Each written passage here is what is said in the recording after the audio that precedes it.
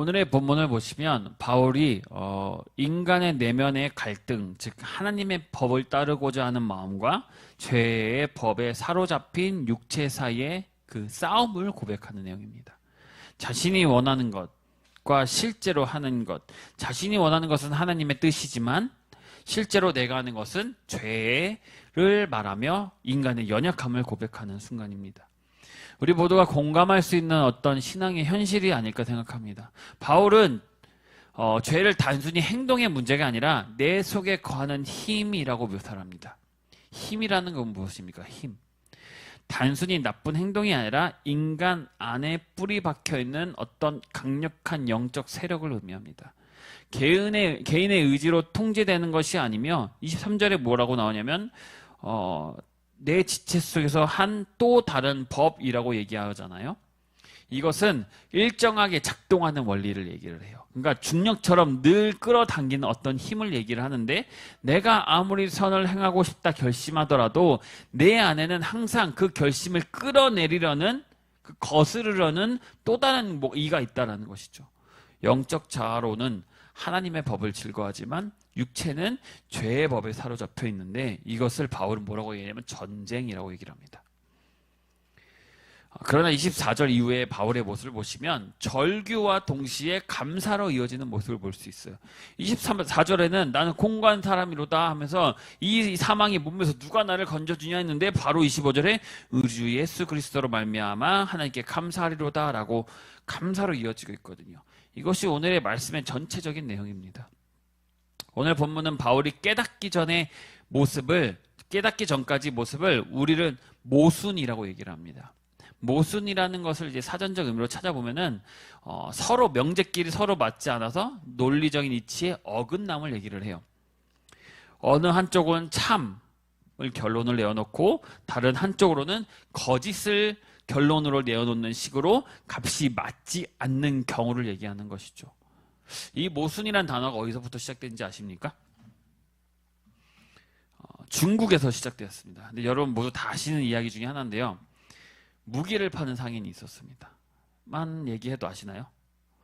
창을 들어 올리면서 이 창은 어느 방패도 다 뚫을 수 있다고 얘기를 해요. 근데 갑자기 방패를 들더니 이 방패는 어떤 창도 막을 수 있다라고 얘기를 하죠. 그래서 그 모습을 보는 어떤 사람이 그러면 그 방패랑 그 창이랑 서로 찌르게 되면은 어떻게 됩니까? 라고 얘기를 하니까 이제 상인이 아무 대답하지도 못했던 것이죠. 그것이 유래가 돼서 모순이라고 나온 건데 이 이야기는 근데 모순이 아닙니다. 제가 아까 얘기했다시피 모순은 참이 있고 거짓이 있어야 돼요.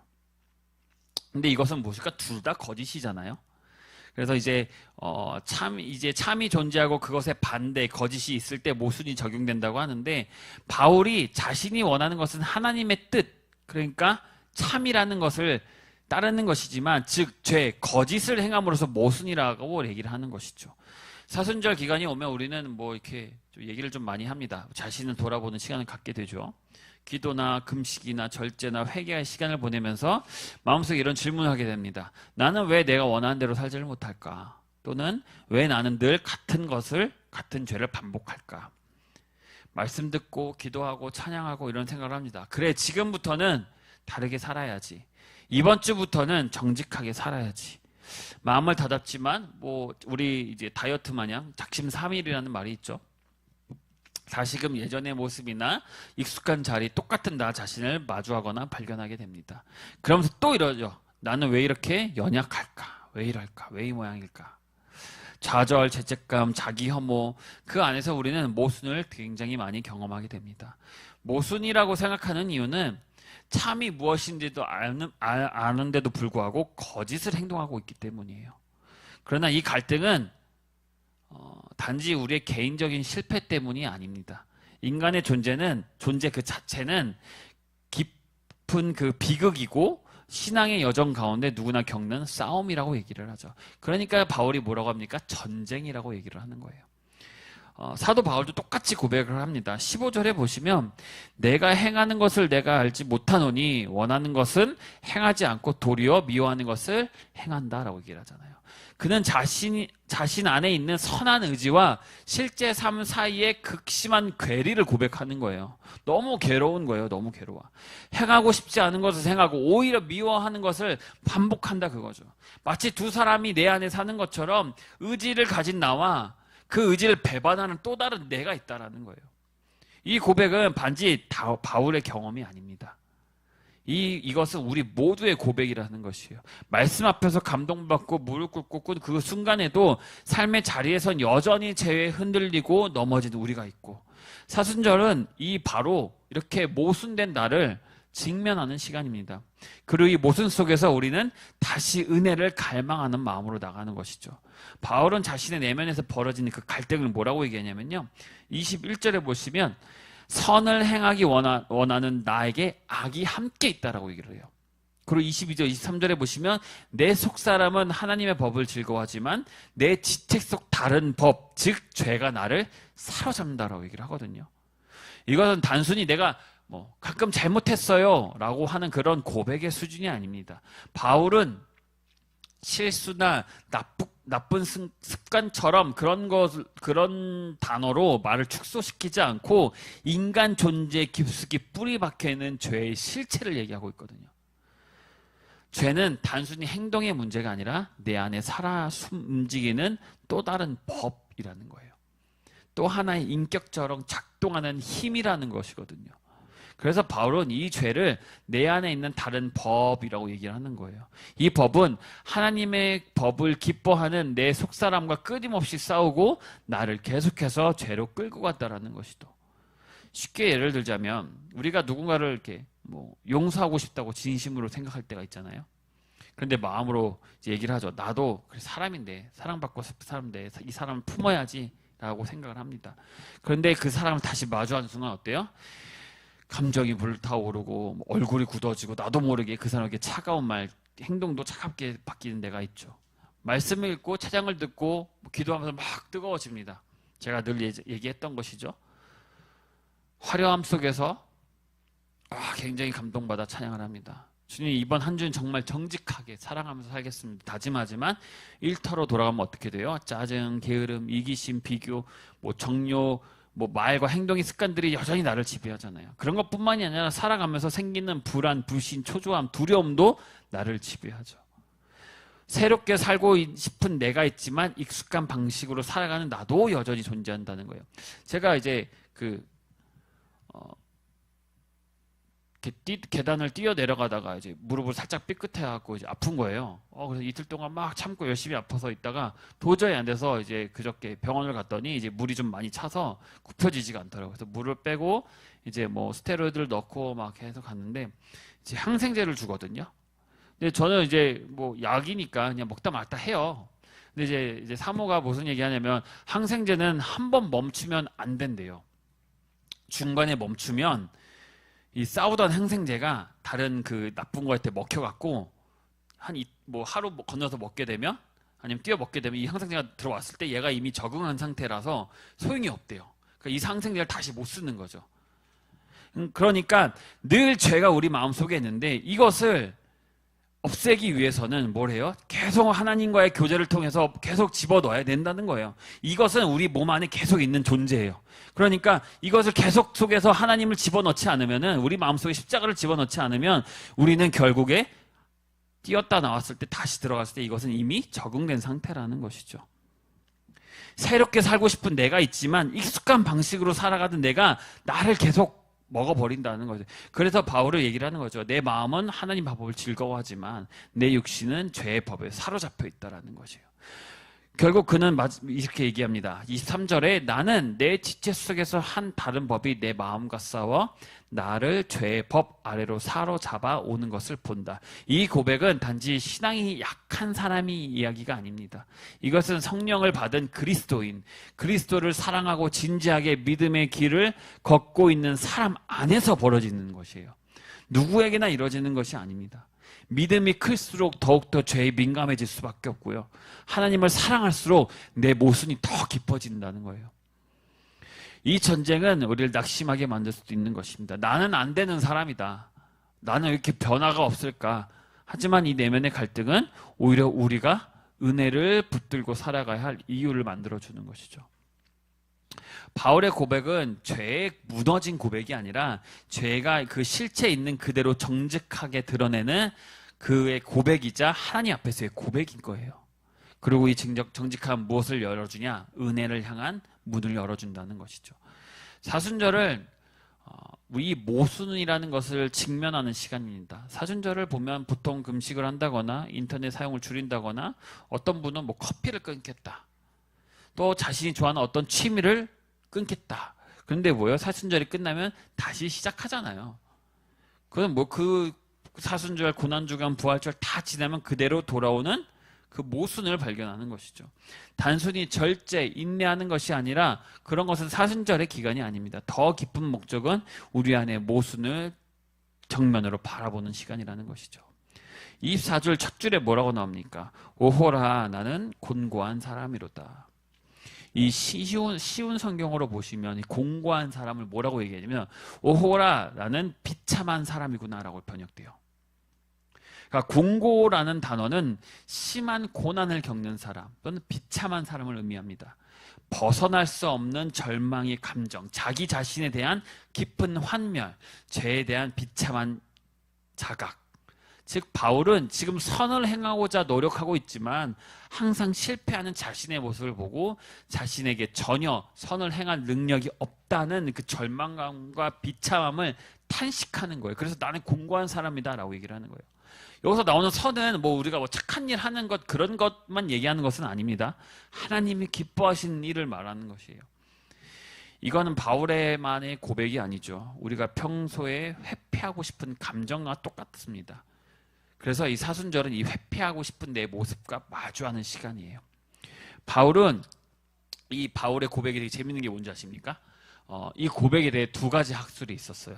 하나는 바울이 회심하기 전에 죄에 빠졌을 때 자기 고백이라는 것과 또 다른 하나는 바울이 구원을 받았음에도 불구하고 말씀대로 살지 못하는 자기 자신의 현재 그 절망의 고백이라는 거예요. 예수님 만나기 전과 후 이걸 얘기하는 거죠. 저는 이 두 번째가 맞다고 생각합니다. 그 이유는 첫 번째로는 바울은 예수님을 만나기 전에 뭐라고 얘기하면요. 자기 자신을 죄인이라고 생각한 적이 없습니다. 뭐라고 얘기하면 의인 중에 의인이라고 고백했던 사람이에요. 선을 행한다는 목목으로 누굴 박해했어요? 그리스도인들을 박해했거든요. 두 번째 이유는 우리는 모두 하나님의 자녀가 된 사람이죠. 그런데 우리가 여전히 지금도 현재 죄의 공격을 받고 있잖아요. 매 순간 우리가 죄가 우리를 공격하고 지배하려고 있음을 우리는 잘 알고 있습니다. 어떤 사람은 이렇게 얘기하죠. 예수 그리스도를 믿는 우리는 구원을 받았으니 더 이상 죄를 지을 수도 없고 악을 생각할 수도 없다. 그런 종교도 있는 거 아시죠? 우리는 한 번 구원받으면 끝이다 라고 해서 있습니다. 분명히. 하지만 구원을 받았음에도 불구하고 우리는 늘 죄를 고백하고 회개해야 되는 것이거든요. 주변에 이렇게 얘기하는 분들이 있다면 굉장히 거만한 사람이겠죠. 나는 한 번 구원받았으니 끝이다.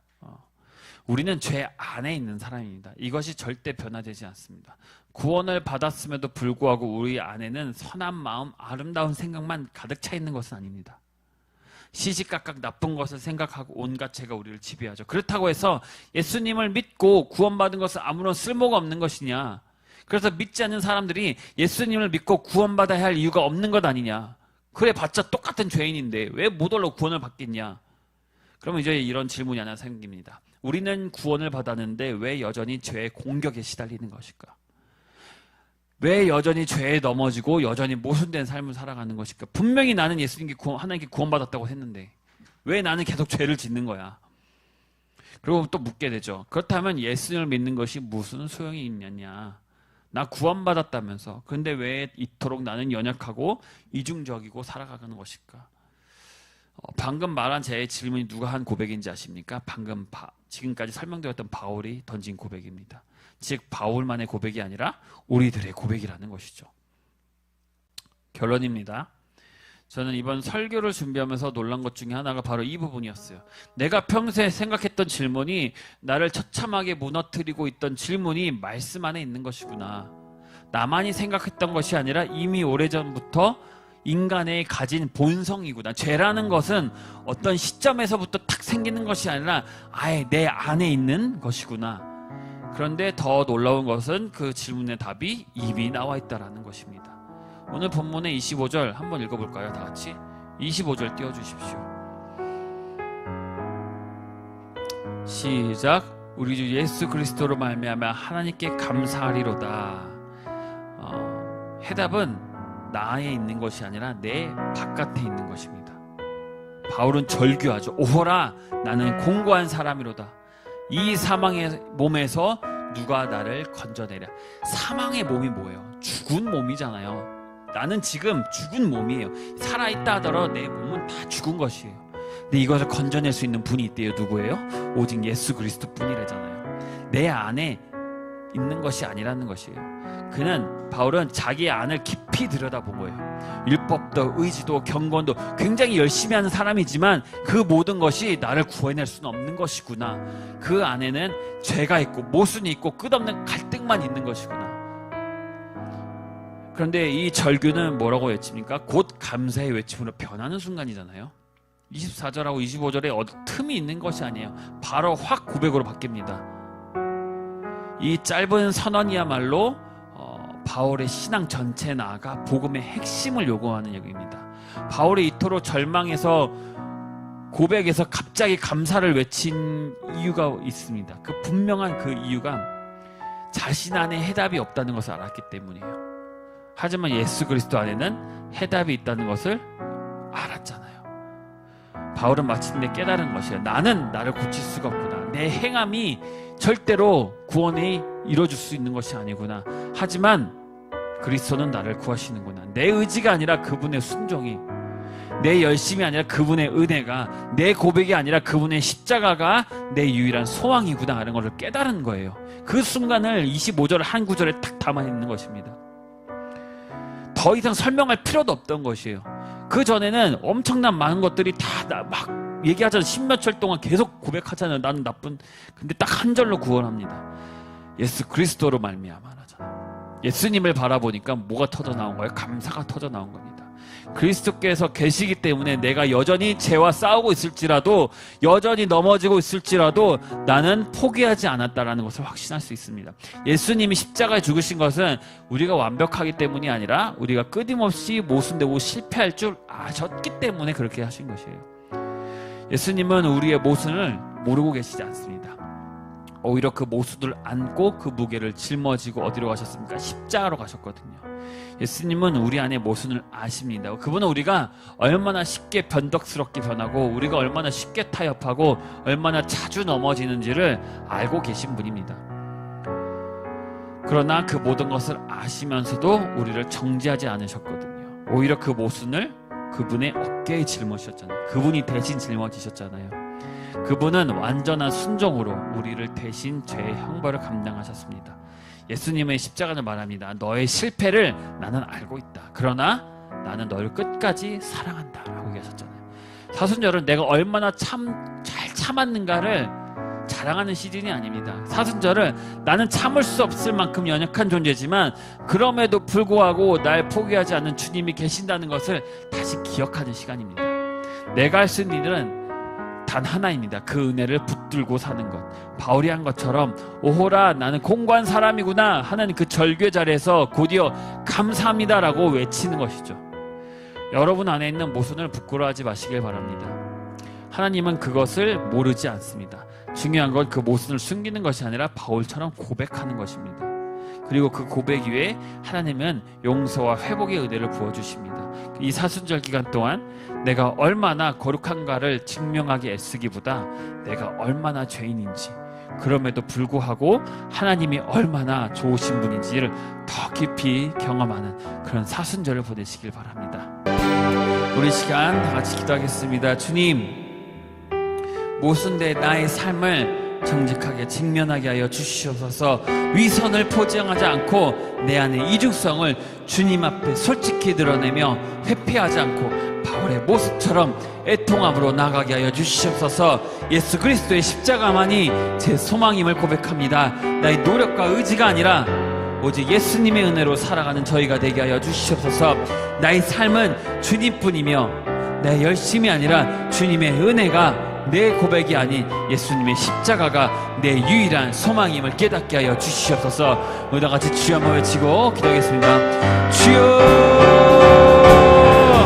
이제는 우리 주 예수 그리스도의 은혜와 하나님 아버지의 무한하신 사랑과 성령의 감화 감동 교통하심이 오늘도 죄 앞에 무너지고 있는 넘어지고 있는 나 자신을 바라보며 나는 공고한 자로다 라고 고백하지만 다시금 예수 그리스도의 은혜로 일어서기를 결단하는 우리 모든 성도들 삶의 위에, 그들의 가정과 자녀와 일터 위에, 삶의 모든 모순 속에서도 날마다 주님께 더욱 가까이 나아가기를 소망하는 모든 주의 사람들 위해 지금부터 영원토록 함께 하시기를 간절히 축원하옵나이다. 아멘.